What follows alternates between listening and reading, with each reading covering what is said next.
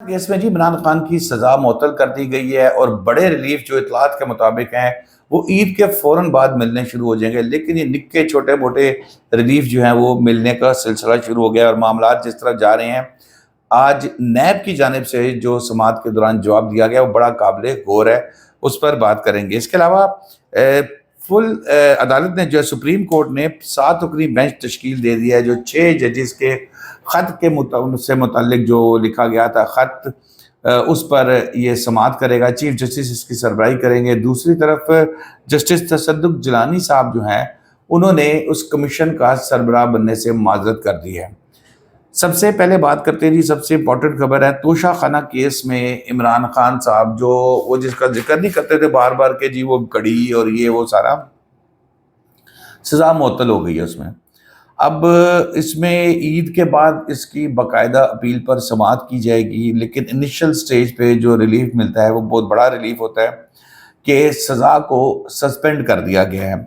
اور امپورٹنٹ چیز اس کے اندر یہ ہے کہ نیب کی جانب سے اس کی مخالفت نہیں کی گئی۔ انہوں نے کہا ہے کہ جی بالکل سزا کی معطلی کا کیس تو بنتا ہے۔ اس کے بعد بشرا بی بی اور عمران خان صاحب دونوں جو ہیں ان کی توشہ خانہ کے کیس میں جو ہے وہ سزا معطل ہو گئی ہے، اور اب اگر ان کو کسی اور کیس میں یہ مطلوب نہ ہوتے تو یقیناً آج کی رات یہ گھر سو سکتے تھے۔ لیکن دوسری طرف عمران خان صاحب پہ ابھی سائفر کا کیس بھی چل رہا ہے، اس کے علاوہ پھر باقی کئی ان کے اوپر تو تقریباً 100 سے زیادہ ایف آئی آریں ہیں، جن میں سے کچھ پہ ضمانت پہ ہیں اور کچھ پہ جو ہے وہ ابھی باقی عدت کیس جو ہے اس پہ بھی ابھی سماعتیں وغیرہ ہو رہی ہیں، تو ابھی جلدی باہر آنے کا امکان تو نہیں ہے یہاں پر۔ لیکن جو امپورٹنٹ پوائنٹ ہے کہ نیب کی جانب سے اس کی اپیل کی مخالفت نہیں کی گئی، اور یہ بلکہ مخالفت نہیں حق میں کہا گیا کہ یہ تو ان کا رائٹ بنتا ہے۔ یہ بہت بڑی ڈیولپمنٹ ہے، جو کہا جا رہا تھا نا کہ جی عمران خان صاحب کی ملاقاتیں ہو رہی ہیں، عمران خان صاحب کی طرف سے بھی نرمی دکھائی جا رہی ہے۔ اب آپ دیکھیں کہ تحریک انصاف کی جانب سے بھی جو گولہ باری کچھ عرصہ پہلے تک کی جاتی تھی وہ گولہ باری فی الحال جو ہے وہ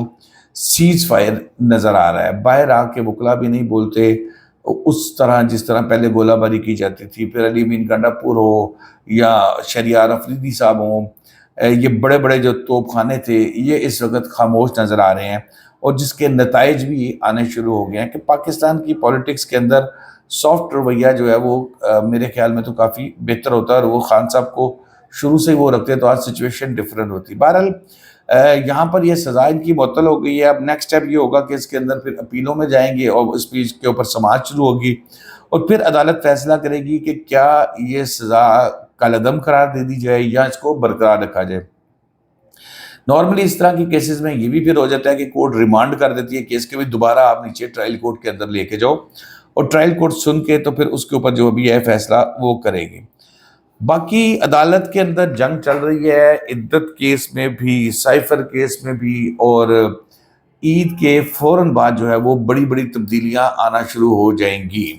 آئیں جی دوسری خبر کی طرف۔ قاضی فائز عیسیٰ صاحب جو ہے وہ چیف جسٹس آف پاکستان، انہوں نے 7 رکنی بینچ تشکیل دے دی۔ اب ایک تو یہ چیز پہلے سمجھ نہیں آئی تھی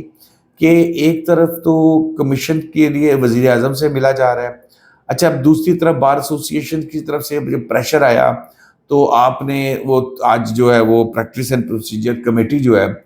اس کی میٹنگ کی، اور اس کے بعد آپ نے 7 رکنی بینچ بھی بنا دیا۔ اب وہ بیچارے شریف آدمی تصدق جیلانی صاحب وہ استعفیٰ دے گئے ہیں۔ استعفیٰ کیا دے گئے، انہوں نے معذرت کر لیا، انہوں نے کہا بھائی میں فی الحال اس گھریلو مصروفیات کی وجہ سے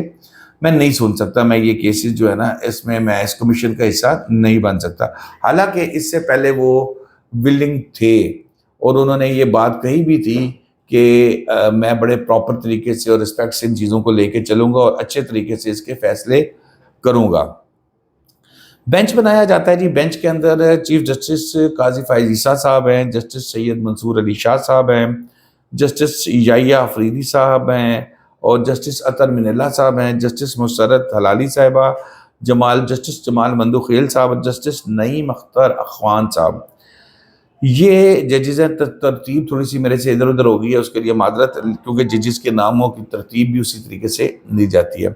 بدھ کے روز یہ بینچ از خود نوٹس کیس کی سماعت کرے گا، تو پھر مزہ آئے گا نا، اگر تو یہ ہو جائے لائیو، ہائے ہائے ہائے ہائے، لائیو ٹرانسمیشن چل رہی ہوگی تو اب دیکھیں کیسے کیسے پیڈورا باکس کھلیں گے اندر، اور لائیو ٹرانسمیشن کے اندر پھر ججز کے ریمارکس بھی سامنے آئیں گے، عدالتی معاونین بھی سامنے آئیں گے، درخواست گزار بھی سامنے آئیں گے، پھر پتہ لگے گا کہ جی کون سی ریکارڈنگ کیسے ہوئی، کس جج صاحب کے گھر میں کون سے کیمرے لگائے گئے اور کہاں پر کیسے ہوا۔ اچھا جی، یہ کیونکہ پہلے کمیشن تشکیل دیا گیا تھا، مطمئن تھے چیف جسٹس صاحب، لیکن بعد میں پھر سچویشن یہ ہوتی ہے کہ تمام پاکستان کے اندر بے شمار بار ایسوسیشنز، آج ہی لاہور میں وکلا کا ایک بہت بڑا کنونشن ہوتا ہے اور اس میں بھی یہی مطالبہ کیا جاتا ہے کہ بھئی یہ جو ججز کا مطالبہ ہے اس کو تسلیم کیا جائے اور اس کے اوپر بینچ کریں، کیوں ہم کمیشن بنائیں، کیوں سابق جج جو ہے وہ سٹنگ ججز کی کیسوں کی سماعت کریں۔ تو اس لیے ہمیں چاہیے کہ ہم اس کے اوپر از خود نوٹس لیتے ہیں۔ بے شمار بار ایسوسیشنز کا مطالبہ تھا، پھر کہیں ہلکی ہلکی وہ دھمکی بھی دی گئی کہ بھئی احتجاج کریں گے۔ بہرحال قاضی فائز عیسیٰ صاحب نے آج جو ہے وہ کمیٹی کا اجلاس بلایا، پھر 300 سے زیادہ وکلا نے خط بھی لکھا ان کو کہ بھئی آپ اس کو جو ہے وہ از خود نوٹس لیں، اس پہ از خود نوٹس لے لیا، بینچ بھی تشکیل دے دیا گیا۔ جسٹس عائشہ ملک صاحبہ اس میں نہیں ہے، جسٹس منیب اختر صاحب نہیں ہے، اور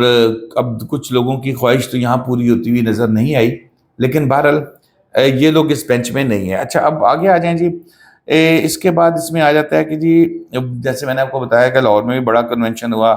سماعت براہ راست ہوگی اور براہ راست پھر مزے آئیں گے۔ اب یہ سارا کچھ قاضی فائز عیسیٰ صاحب حضور نے یہ جب کر لیا، پہلے کمیشن بنایا، پھر یہ کیا، تصدق جیلانی صاحب بیچارے شریف آدمی، انہوں نے پھر سربراہی سے معذرت کر لی اور انہوں نے وزیر اعظم صاحب کا شکریہ ادا کیا، اور انہوں نے کہا کہ جناب آپ کا بڑا شکریہ کابینہ کا بھی کہ آپ نے میرا نام لیا، لیکن میں نجی مصروفیات کے بعد کی وجہ سے اس میں نہیں آ سکتا۔ تو دوستو جمعے سے ایک نیا کٹا کھلنے جا رہا ہے، دیکھیں کیا صورتحال بنتی ہے، اور مزہ آئے گا اگر اس کی لائیو ٹرانسمیشن چلتی رہے تو۔ شاداب ریاض کو اجازت دیجیے، اللہ حافظ۔